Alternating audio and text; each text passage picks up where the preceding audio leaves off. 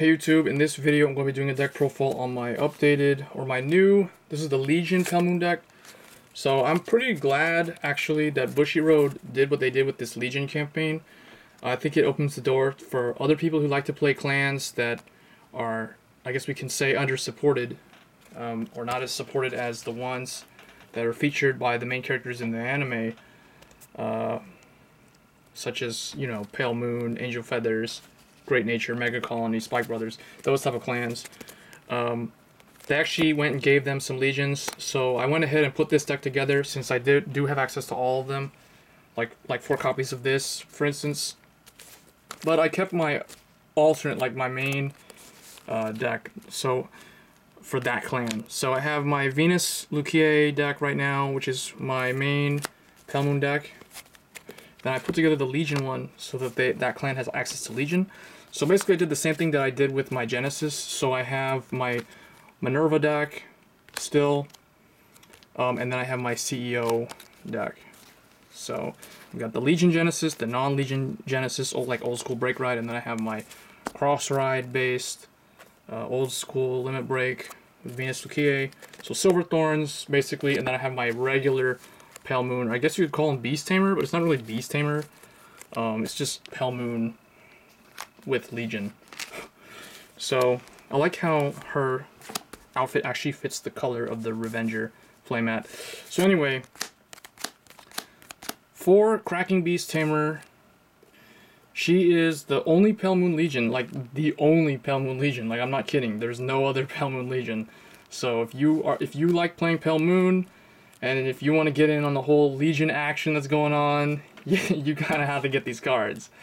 So, yeah, the easiest way to get them, really, to be honest, is to buy like a bundle of extra booster boxes and make sure first that the vendor that you're buying them from is doing the Legion campaign and will actually ship them, like how I have these right here. So I have my Genesis one here, or my Waltz of the Goddess one that I haven't opened yet. And then I have these came with the Requiem one. So that's the easiest way to get them. The other way is to go the eBay route or the trade. Like if people at locals or anything have access to these, and so you can try to trade for them. But I don't know. I think that you'll end up probably paying a hefty price to go that route for just these common promo cards. But anyway, for Cracking Beast Tamer, it's a pretty good Legion. So the nice thing about the Legions that these clans got is that they're not like terrible. They're actually pretty good.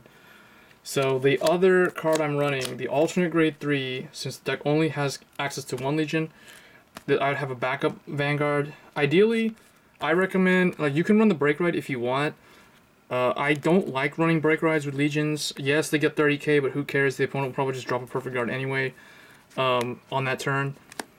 So, I don't know, I recommend running a alternate Vanguard that has a on-call, or on-ride effect, like this one. When this unit is placed on V, search your deck for a card, put it in the soul.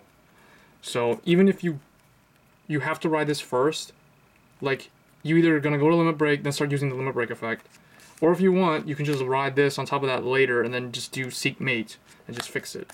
So it's not that big of a deal. I just recommend running cards that have effects that are like on call, that are not just Limit Break. So that's what I would recommend as a backup. And the nice thing about this is Bunny Queen Beast Tamer. It came out in Fighters Collection 2014. Both of these, the Legion and the non-Legion Vanguard, are Beast Tamers. So they both work with her ability to call Beast Tamers. So yeah, that's what you can run Miracle Pop Eva, or even Lucia, like old school Lucia, the 10k if you want. But I really don't recommend doing that. I think she's better off in her Silverthorn deck. So next, 4 of the Legion mate. So Barking Sky Tiger. He is actually pretty good. So when the Vanguard is in Legion and he's on Rearguard Circle, when a unit is placed on R from the Soul, he gains 3k. So he's kind of like the Manticore, or the Barking, I think the Manticore or Cerberus, whatever the thing is that Silverthorns have. It's the new card that came out in set 15. It's this one. Upright Lion. So he's kind of like this guy, only he's not specific to Silverthorns, and he's a Legion mate, so it's a pretty good card. Next, since the deck does rely on the whole Beast Tamer thing, since Bunny Queen Beast Tamer is good at calling out the Beast Tamers, or getting pluses for every card on your field that has Beast Tamer in the name. So I did stick with the Beast Tamers. They're still pretty solid, even up until now, even though they're like 8k bodies. So 4, Crimson Beast Tamer, she's really good. She's going to be like your main target you want to throw in the soul. And then 1, Dancing Princess of the Night Sky. You used to ideally run like 3 or 4 of these even. But with this card, you only need really just 1 now. Since when this is placed on V, search your deck for a card put in the soul. So you really only need 1 of these. If you're running this, if you're running the Break Ride, you might want to run like more of these. But it may not even be necessary. And then 2, Misdirection. So she's just really good. Ideally, you just want to get 1 of these and 1 or 2 of the Beast Tamer in the soul, or even just like all 3 of these in the soul. And that's not that hard to do with her and Beast Tamer, or Bunny Queen Beast Tamer.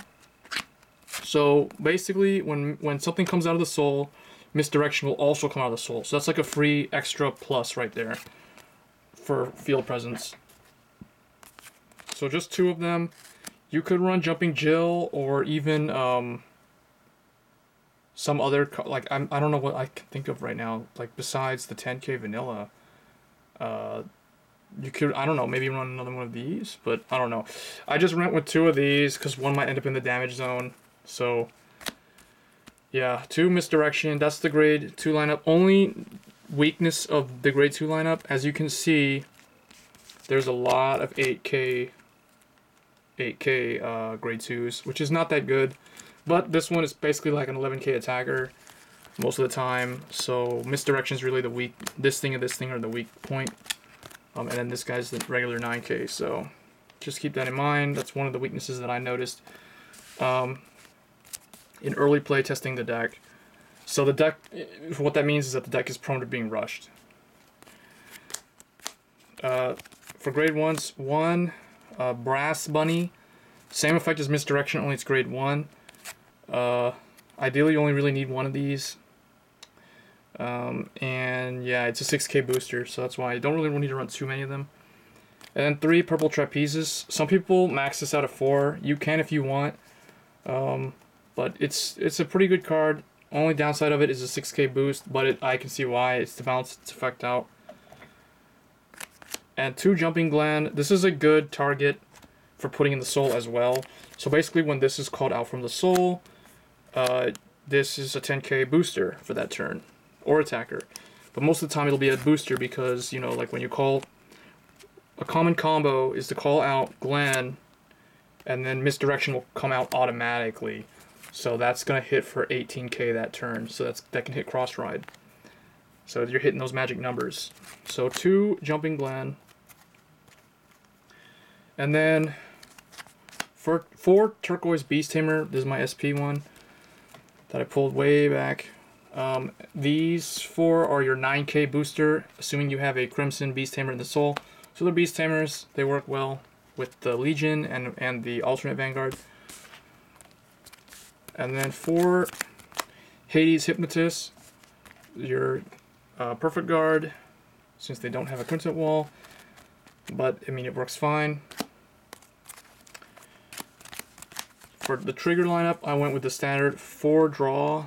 So Rainbow Magician is the draw that actually has an effect. So I prefer to run him. And then 8 criticals, so 4 Dynamite Jugglers and 4 Poison Juggler. Poison Juggler is a Margle, or a, he's a Margle clone, but he's a Flame of Victory clone, because it's a critical trigger. So it's pretty good. And then the heal, you can run Popcorn Boy or Candy Clown. I'm just running the older card, Candy Clown. This is like the first Pale Moon heal. And then the starter is Girl Who Crossed the Gap. I still think this is the most optimal starter for the non-Silverthorn variant of Pale Moon. So I went with this. So I hope you guys enjoyed the deck. It's a pretty fun deck, and Pale Moon is one of my main clans that I still collect cards for. So I'm glad that they actually got access to a Legion. So anyway, guys, that's basically it. I haven't seen anyone else post deck profiles of this card yet, so I think I may be one of the first ones. So let me know in the comments what you would change in terms of grade 1, grade 2, or even like explain what other grade 3 you think would be good. Maybe one of the Nightmare dolls, or even the Break Ride. I tried the Break Ride, but I just hate running Legion with Break Ride. I don't know why. It just doesn't fit my playstyle. So anyway, let me know what you guys run when it comes to Pale Moon. And as always, don't forget to subscribe. Thanks.